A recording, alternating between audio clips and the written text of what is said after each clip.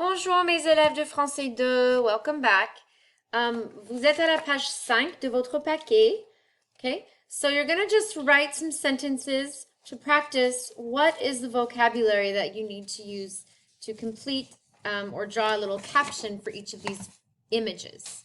Okay, so par exemple, le modèle, c'est cette fille, elle saute à la corde. So you could say, oh, quand j'étais petite, j'aimais sauter à la corde. Okay, so put it on pause, come back, and review your answers. Bravo, bon travail. Okay, so here we go. Here is numéro 1.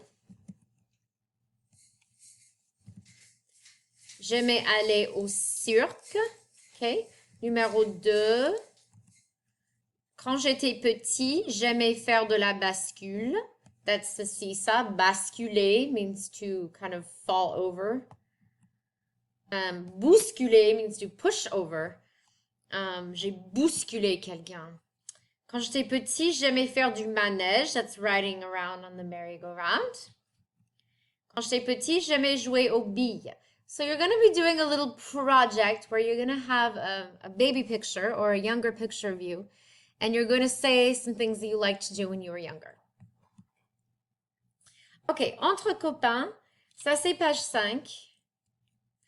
And these are some slang ways to speak. So you have un gamin ou une gamine. It's a child. That's how you say a kid in French. Next we have rigolo or rigolote. Means funny. I use this all the time. Next, you have s'éclater, which is to kind of like burst out laughing or to just be so excited, have a great time. Je m'éclate, woohoo, je m'amuse. It's like s'amuser, but one step higher. Okay, oh, voilà, Patrick, that's for you, Kritika, okay? And éclater de rire means to burst out laughing. Now, this is not in the book, but I thought it's a very good thing to know how to say because I love éclater de rire. Okay. Oh gosh, this is a great one to éclater de rire if you watch this man coming down a slide face first. Why would you do this? You know, I just don't know. Someday I hope I don't see you on a Giphy doing something like this. Okay.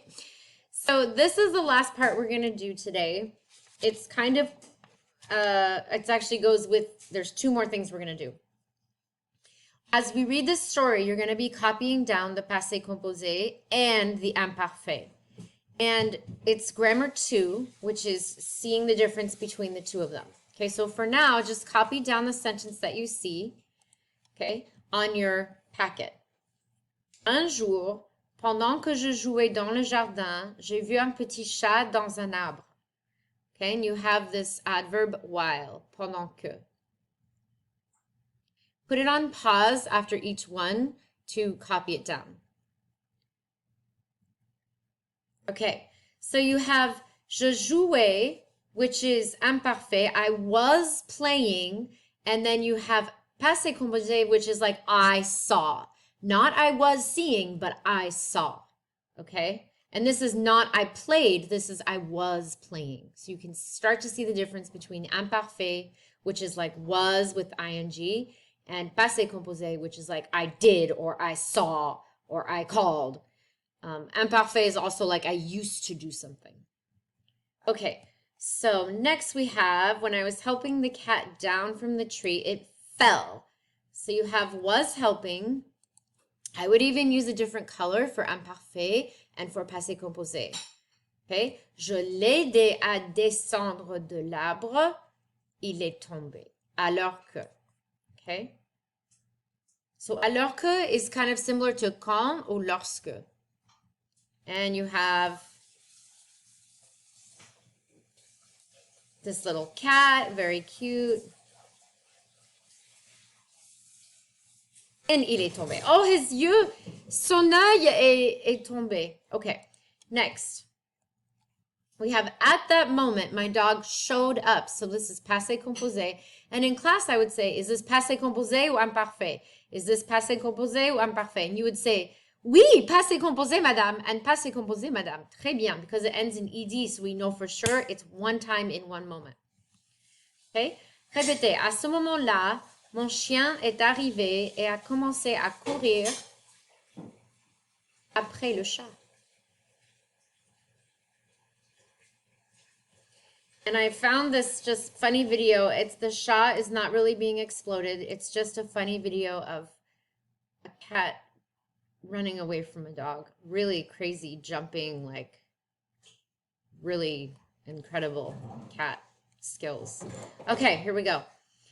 Fortunately, luckily, my mother called the dog. So I would ask you, is this imparfait or passé composé? And you would say, oui, passé composé. And I would say, bravo, français 2. Heureusement, luckily, happily, fortunately, ma mère a appelé le chien. Okay, so we have maman and we have le chien qui dit quoi? Quoi? C'est maman? Quoi? Okay. Next we have finally the little cat could go home. The could is going to be imparfait because it's describing a state of being for this cat. It's allowed to do something. And then I was happy. Oh, sorry. This is going to be passé composé.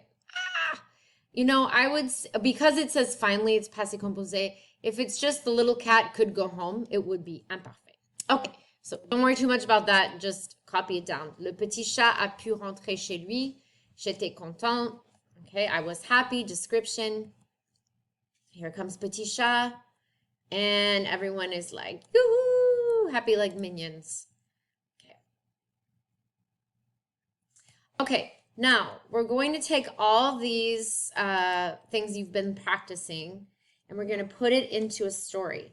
So you are going to first, you're going to do two things. The first thing you're going to do is order these from 1 to 9, I think. No, 1 to 7. And then once you order them, just by putting the number next to the letter, down here, you're going to write, for example, the first verb is imparfait, so you're going to write it in imparfait, in the column where it says imparfait. And then you're going to write the second verb imparfait, the third verb imparfait. The fourth verb is passé composé, so you're going to write it in the passé composé column. And you're going to continue like that through the whole story. And emploi is choosing from these examples, what is it being used for? Is it describing A, a single completed action, B, a description of something, or C, an ongoing action, like I was doing something? Okay, so you're going to write A, B, or C in the final column. So put it on pause, take a moment to do that.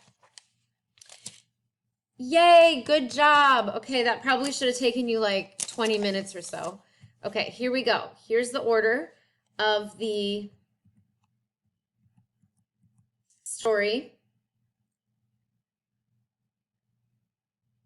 Okay, and then if we go to the chart, you're going to have all your verbs. So take a moment to make sure you have them all filled out.